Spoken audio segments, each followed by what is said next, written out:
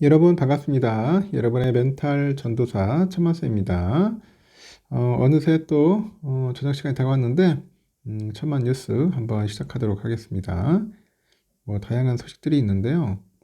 그런 소식들도 한번 참고해 봐야겠죠. 이런 저런 이야기를 들어보면은 여러분에게 또 피가 되고 살이 될 겁니다.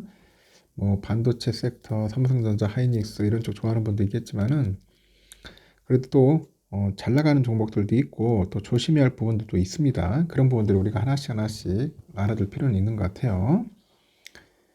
다음 달 말부터 모든 상장 기업의 공매도가 가능해진답니다. 상당히 중요한 거죠.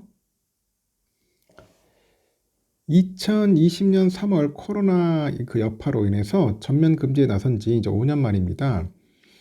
그러다 보니까 금융위원회 위원장도 24일 날 정부 서울청사에서 개최한 정례 간담회에서 공매도를 제기하게 되면은 전 종목을 하겠다 그런 입장입니다.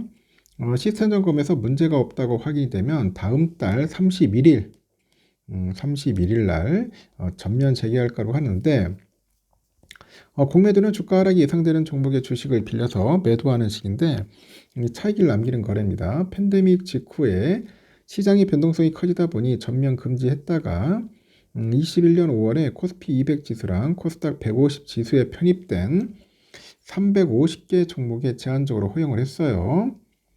23년 11월에 불법 무차익 공매도 사태를 계기로 해서 완전 금지했으나 외국인 이탈 등 그런 부작용이 크다는 지적이 좀 있었습니다. 그러다 보니까 위원장도 공매도를 부분 허용할 때 외국인 투자자가 많은 종목 위주로 제기했다고 합니다. 그동안 1년 넘게 시스템하고 제도를 정비했기 때문에 일부 종목만 제기할 이유가 없다. 이렇게 못을 박네요. 그러면서도 대외 신인도 측면도 봐야 한다. 이렇게 덧붙입니다. 당국은 개별 종목의 변동성 확대를 최소화하기 위해서 공매도 과열 종목 지정 요건을 한시적으로 완화하기로 한 거죠. 그러다 보니 이제 위원장도 좀 더 많은 종목이 과열 종목으로 지정되도록 한두 달 기준을 완화할 거라고 합니다. 이렇게 과열 종목으로 지정이 되면은 차기 거래일에 공매도가 이제 자동으로 이제 금지가 되는 겁니다. 금융위원장이 24일 전 종목 공매도 재개 카드를 꺼내든 것은 외국인 투자자를 향한 구애의 메시지라는 해석도 있어요. 해외 기관 사이에서 공매도 전략을 쓸 수 없는 그런 증시는 불공정하다 그런 인식이 확산해 있습니다. 다만 공매도 허용 후에 이제 주가지수 하락을 이제 염려해서 그 개미 투자자의 반발을 무마해야 하는 그런 숙제를 안게 된 거예요. 김 위원장은 은행권의 금리 산정 관행과 관련해서 대출금리의 기준금리 인하가 이제 반영이 돼야 한다. 그렇게 대출금리 인하를 촉구를 하는 거죠. 김 위원장은 이날 기자간담회에서 공매도가 다음 달 말부터 전면 재개돼도 이 자본시장 전반에 미칠 영향은 단기적일 거라고 합니다. 그리고 일부 개별 종목의 공매도가 집중될 수 있다는 그런 우려도 알고 있다고 하네요. 공매도 과열 종목 지정 요건을 한시 완화하겠다고 밝힌 것은 같은 이유에서인데 그가 과거 데이터를 통해서 공매도 영향과 효과를 따져봐야 하는 만큼 다음 달 구체적인 완화 기준을 얘기할 수 있을 거라고 언급을 합니다. 그리고 공매도 과열 종목 수를 늘릴 수 있다는 그런 이야기네요. 선진국 증시 가운데 공매도를 전면 금지한 곳은 한국뿐이래요. 불공정 거래를 차단하려는 조치라지만 시장의 유동성을 공급하고 과열을 막는 공매도의 순기능을 누리지 못한다는 지적이 좀 많았고 증권업계 수건인 MSCI 선진국 지수 편입에 번번이 실패한 원인 중 하나가 공매도 금지였더라. 그래서 한국은행에 따르면 지난달 주식 채권 시장에서 떠난 외국인 자금이 총 2조 6천억이라 합니다. 그래서 그런지 MSCI 선진국 지수에만 편입이 돼도 최대 60조 원 정도 외국인 순매수가 가능하다고 그런 이야기를 하네요. 일각에서는 정치권 요구로 공매도 금지가 재논의될 거라는 관측도 있는데 금융위 내부에서도 주가지수가 직전 3개월 평균 대비 한 15에서 20% 정도 떨어지면은 공매도 금지에 나서는 방안을 검토한 적이 있어요. 자본시장 관계자는 공매도 전면 재개와 함께 공매도 정책에 관해서 명확한 지침이 나와야 외국인 발길을 되돌릴 수 있을 것이다. 이렇게 또 지적을 합니다. 김현 전 이날 은행 이자 장사 논란과 관련해서 질문에 대출금리를 인하할 때가 됐다 이렇게 언급을 합니다.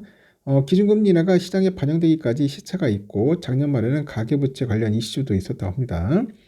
이제는 은행들이 반영할 때가 됐다고 생각한다고 강조를 하죠. 그런 차원에서 금융감독원에서 금리 결정이 시장 원리에 따라서 되고 있는지 점검하는 것이다 덧붙이는 거예요.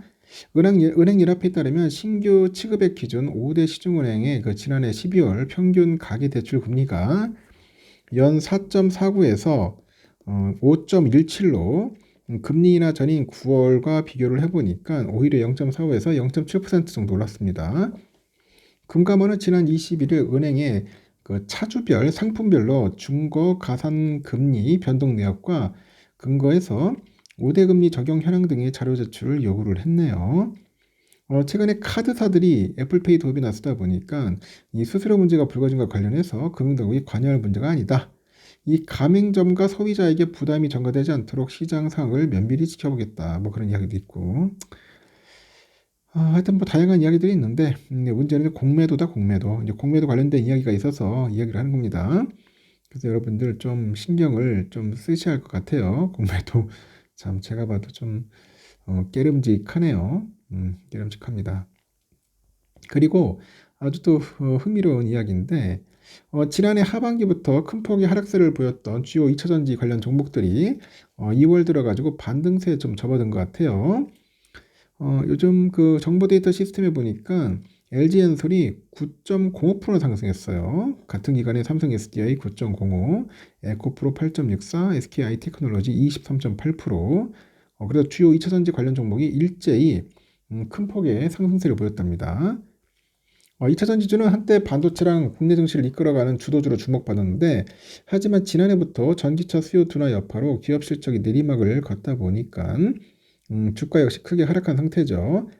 실제로 지난 한 해 동안 LG엔솔 주가가 19%나 하락했어요. 같은 기간 삼성 SDI 마이너스 49%, 에코프로벤 마이너스 63%, SKI 테크놀로지 마이너스 71%, 하여튼 이례적인 수준으로 이제 주가가 이제 떨어졌죠. 이처럼 연일 하락세를 거듭하던 2차전지 종목이 이달 들어서 반등세를 보이는 것은 이 주가가 바닥을 찍었다는 판단에 투자자들이 매수에 나섰기 때문이죠. 실제로 다음 달에는 2차전지 업황에 긍정적인 이벤트가 예고돼 있습니다. 3월에 유럽 자동차 산업 경쟁력 제고를 위한 액션 플랜이 발표될 예정이네요. 그리고 법인용 전기차 구입 시에 인센티브를 제공하는 방안이 포함될 것이다. 그렇게 알려져 있는 것 같습니다. 다만 현재와 같은 상승을 경계하는 목소리 또한 나오는 것 같아요. 이 전기차 배터리 수급 관계를 보았을 때 여전히 배터리는 공급 과잉 상황이다. 뭐 그런 이야기도 하는 증권사도 있습니다.